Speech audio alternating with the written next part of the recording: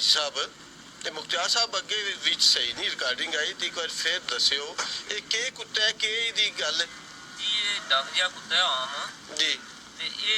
कणक नूं बीमारी है जी ਉਹਦੇ ਵਾਸਤੇ ਇਹ ਟੂਣਾ ਜਿਹਾ ਕਰਨੇ ਆ की टूना करते ਕਿ ਇਹ ਕੁੱਤਾ ਵਿੱਚ ਫੇਰਨਾ ਚੁੱਕ ਕੇ ਦਰੇੜ 'ਚ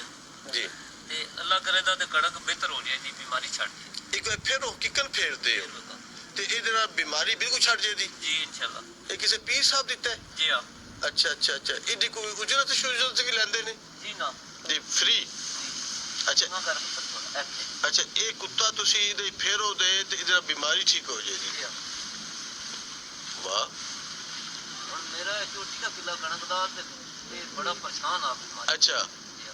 ते कोई देखने आके कि उजरत अच्छी होती है ते की तुसी कोई दवाई शवाई सट्टी है जी यार पिछली ने दवाई सट्टी इसके लिए दवाई को नहीं सट्टी इससे अच्छा। वजह से नहीं सट्टी अच्छा अच्छा अच्छा अच्छा अजमान वास्ते अच्छा अच्छा ये मुंह कपड़ा ला पता लगे ये किला अजमान वास्ते रखा है ये च दवाई को नहीं पाई अच्छा, ते अच्छा। दवाई पाई है तो ओदा एडा रिजल्ट नहीं आया अच्छा अच्छा अच्छा अच्छा ये ਤੁਹਾਡਾ बेटा है जी जेड़ा फेर रहे जी अच्छा अच्छा अच्छा अच्छा वाह वाह वाह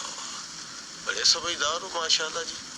जिन्होंने बगैर दवाई तो अपने कुत्ते को काम लेंदे हो पे जी हाँ।